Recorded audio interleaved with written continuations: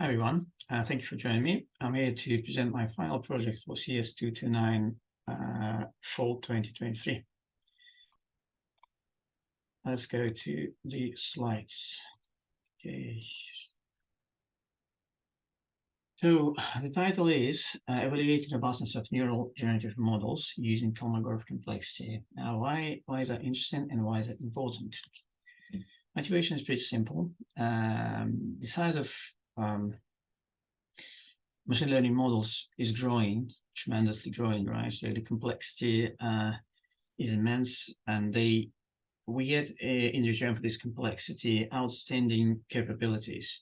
But with the growing size and growing complexity of these models and the training data sets that they learn on, it's vitally important to develop evaluation metrics that will help to make these models more robust and enhance their ability to generalize better.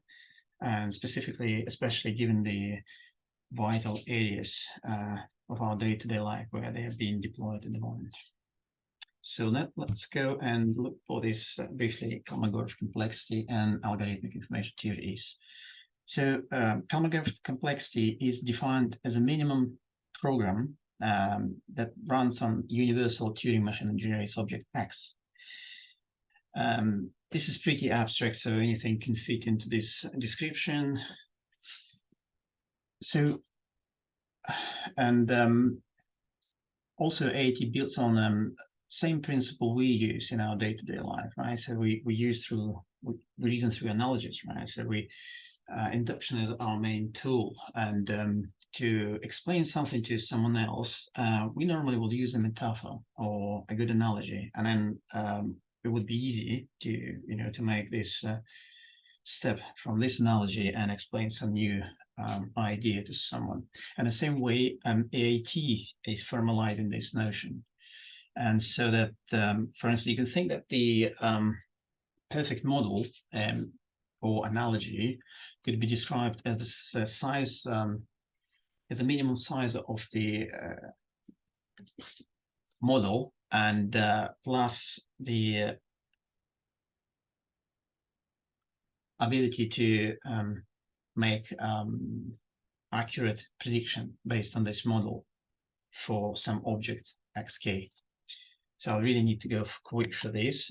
Okay, so the next, basically, once we introduce this notion of minimum description length principle, next logical abstraction that comes into the play is normalized information distance. So it's an abstract notion, but it can be approximated with normalized compression distance or generalized compression distance. So unfortunately, I have not very short time for this presentation, so I won't go into details, but you can follow on the slide. So in our methodology, we use a data set of Stanford question answering data sets to ensure the diversity and complexity of the data. So we apply perturbation to challenge the interpretive capabilities of the models, and then we run the inference, obviously, to get our results. So for analytical calculations, we use BERTScore, and we use hierarchical clustering. So we build pairwise NID matrices and then apply linkage NF cluster algorithms to it. And finally, we visualize this data. So next, go to our slides with plots. So I will only describe in general. So you see here the plot for X represents ref to output normalized information distance, and Y is prompt to output normalized information distance. Now, orange is dots represent perturbated data, and blue dots plain data. So you can see that spread is different, right? So you can actually see that the model is variability changes with the when we apply perturbations, right? So this basically, analysis like this could be very useful and handful in evaluating robustness. So next plot is a similar, but now it's just that we change on the y-axis, we look at the inputs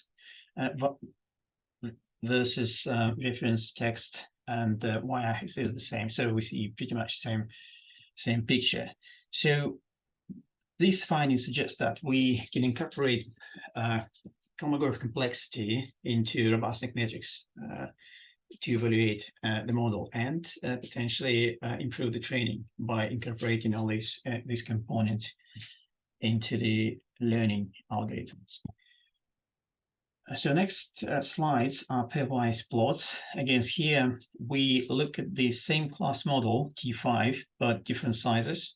And we see actually an interesting trend, right? So we see that T5 is actually handling better perturbations than T5 small, right?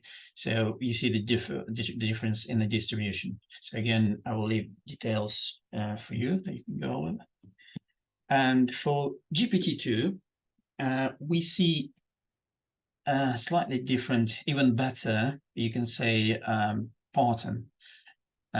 So the GPT-2 apparently handles much better the perturbed inputs, right? So you can see from this plot, from the distribution, it's almost linear because GPT-2 maintains very well consistency between the perturbation, perturbed inputs and the resulting outputs. So what can we take from this study? So, well, this study, we think, demonstrates potential for using algorithm information theory to enhance ML models.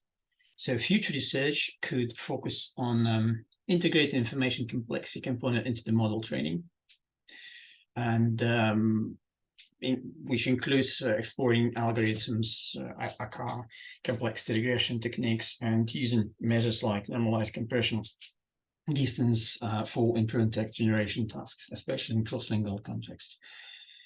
Also, we can potentially build complexity profiles from existing data sets, from existing state-of-the-art models, and etc., which can now, again, can help guide the learning or can be used efficiently in exploring models robustness, right, in the evaluating models robustness. So these are main outcomes. This is the, skip it, and well, thank you. I think that's it. Feel free to reach me at this email.